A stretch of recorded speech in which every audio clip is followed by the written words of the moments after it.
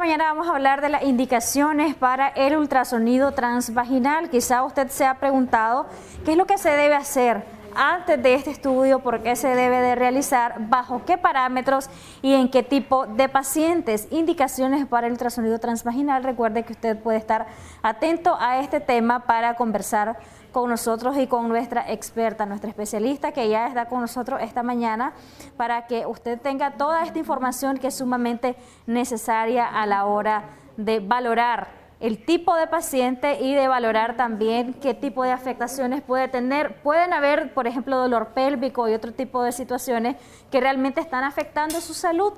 ¿Qué debe hacer en estos casos? Primero ir donde un especialista y luego de ir donde un especialista que sea él quien indique o ella quien indique la manera adecuada en que se debe valorar su caso. A veces, por ejemplo, en mujeres que no han tenido relaciones sexuales no se puede hacer este ultrasonido transvaginal, pero sí en aquellas que ya tienen vida sexual activa. Un poco de introducción acerca de este tema, doctora Berta Lechado. Gracias por acompañarnos en Acción 10 en la mañana, radióloga que nos acompaña hoy día. Un placer. Buen día, muchas gracias.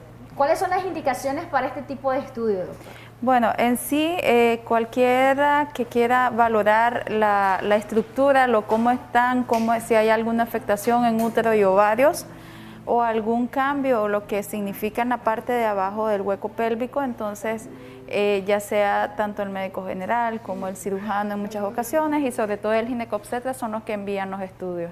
Cualquiera de los dos tiene una función de ver cómo está la estructura del útero y de los ovarios y en muchas ocasiones se hace necesario hacer el estudio de transvaginal porque tenemos un poquito de mejor visualización de las estructuras sin interposición de otras anexas. Digamos, a veces cuando hacemos un ultrasonido pélvico, el gas que hay en el intestino puede un poquito ocultar los ovarios, o si queremos ver de una mejor forma el útero, sobre todo el útero cuando ya tiene miomas, entonces queremos ver más a fondo cómo está la cantidad de esos miomas, los tamaños de los miomas, la localización de los miomas.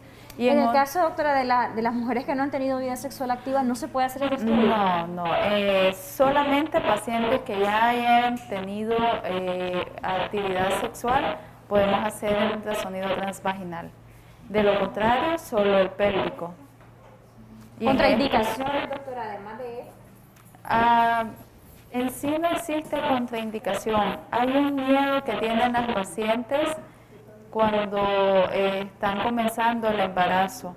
Ningún ultrasonido transvaginal le va a poner en riesgo. En muchas ocasiones el ultrasonido se indica aún en las pacientes cuando tienen el problema de amenazas de aborto. Y en esta forma podemos ver un poquito mejor si hay algún hematoma que ponga en riesgo la evolución del embarazo.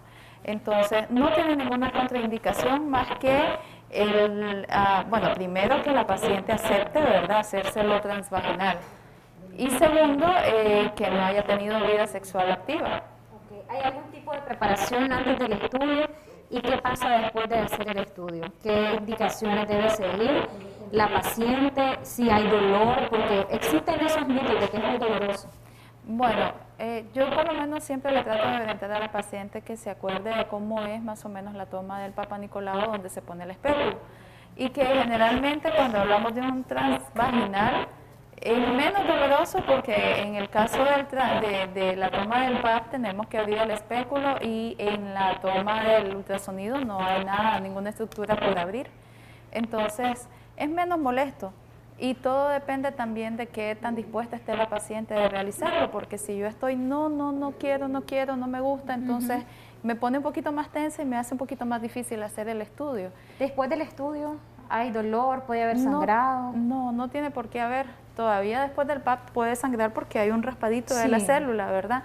Pero en el ultrasonido transvaginal no tiene por qué haber.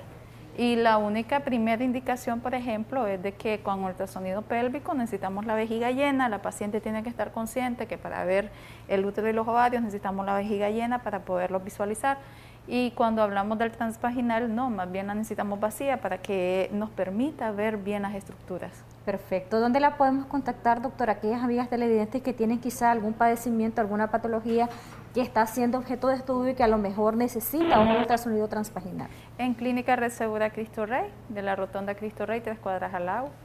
y ahí los podemos atender con todo gusto. Siempre es un placer atenderlos y felicidades a todos los padres en el día de hoy porque hoy hay que celebrarlo, no solo el Día de la Mamá, existen 2 responsables de un bebé. Así es, y hay muy buenos padres aquí en Nicaragua Así también, es. hay que decirlo. ¿Algún número de teléfono para que podamos llamarlo? 83 22 22 93 o el 887 682 19.